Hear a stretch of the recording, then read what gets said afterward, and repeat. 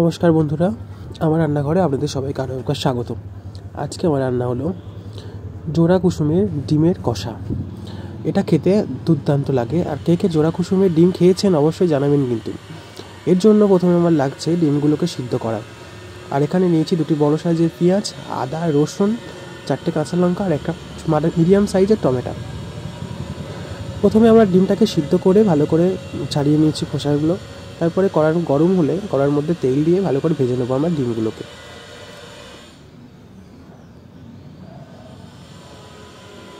দেখতেই পাচ্ছ ডিমগুলোকে আমরা ভেজে নিচ্ছি এপার ওপার করে ভালোভাবে। ডিমগুলো আমার ভাজা হয়ে গেছে। এবারে ওই তেলের মধ্যে দিয়ে দিলাম তেজপাতা, শুকনো লঙ্কা আর গোটা জিরে। ওটা ভালো করে দিয়ে একটু নাড়াচাড়া করার পরে দিয়ে দিলাম ওই পেস্ট করাটা, যেটা করেছিলাম আদা রসুন টমেটো আর ওই কাঁচা লঙ্কার পেস্ট।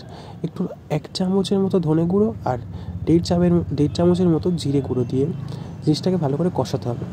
কষানোর পরে দিয়ে দিলাম হলুদ, এরপরে দিয়ে দিলাম লবণ, এরপরে দিয়ে দিলাম রেড চিলি পাউডার দিয়ে বেশ ভালোভাবে কষাতে হবে কিন্তু তোমাদের।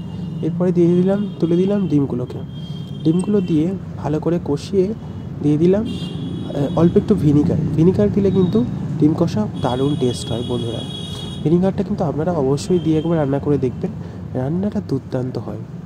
অল্প একটু জল দিলাম, যেহেতু এটা ডিম কষা হচ্ছে, অল্প একটু জল দিয়ে গরম গরম ফ্রাইড রাইসের সঙ্গে পরিবেশন করুন ডিম কষা। কেমন লাগলো অবশ্যই জানাবেন আর পেজটিকে সাবস্ক্রাইব করবেন।